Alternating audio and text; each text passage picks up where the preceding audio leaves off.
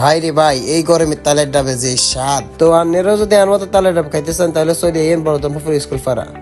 তো অবশেষে আজ জানলে করে আমি দেখায়াম বড়দমপুর স্কুল পাড়াতে একটা চা পাতা বাগান আছে, অনেক সুন্দর ভাই।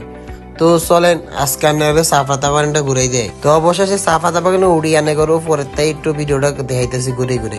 যেই এই ভিডিওটা কারণ শুরু করছি, আর বন্ধু একটা সামনে দিয়ে আইয়া এনে ফোজ দেন শুরু করছি। তারপর আমি তারে কইলাম যে তুই এন্তু শহর আজ যাই দর্শক রে কি চা পাতা বান দেয়।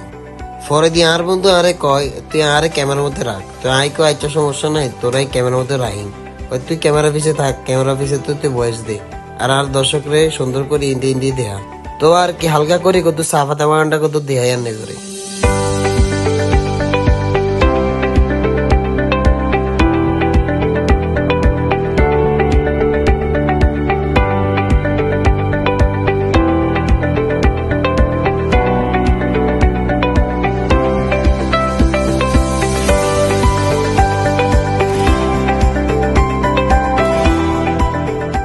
কদ্দুর রায়ার বন্ধুরে কইলাম তুই আর কটা ছবি তোল, এতে আর ছবি না তুলি হাতে হাতের ভিডিও করে আড়ি আড়ি। তো অন্যরা আরো কদ্দুর চা পাতা বাগানটা উপভোগ করে।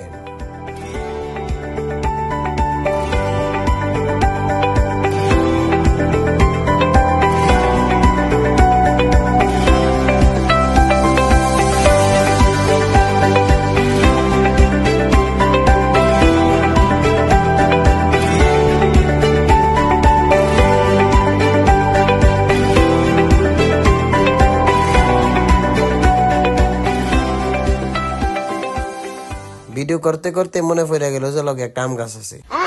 তো আমি আর লগের হেতে কই আয় আম খাই আয়। তো হেতে কয় যদি মালিকে দেয় দিব ফিডে। তো আয় কইলাম বাট আয় থাকতে তোর কি এর বল। তো অবশেষে আম গাছের নিচে আয় গুপ্তধন পাই গেলাম। আর ইন্দি হাতে শুধু কয় হাতের ভিডিও করতাম। এরপর আই আর বন্ধুরে কইলাম আরে গুপ্তধন তো পাই লাইলাম, ওই দেখ।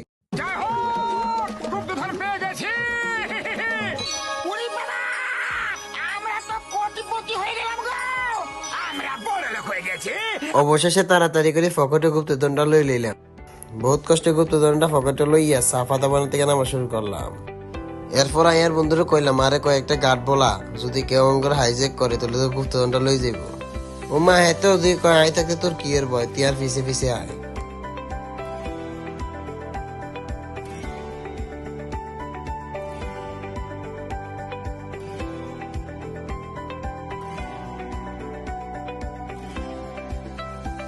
তো এই ছিল আজকে আমাদের ব্লগ ভিডিও।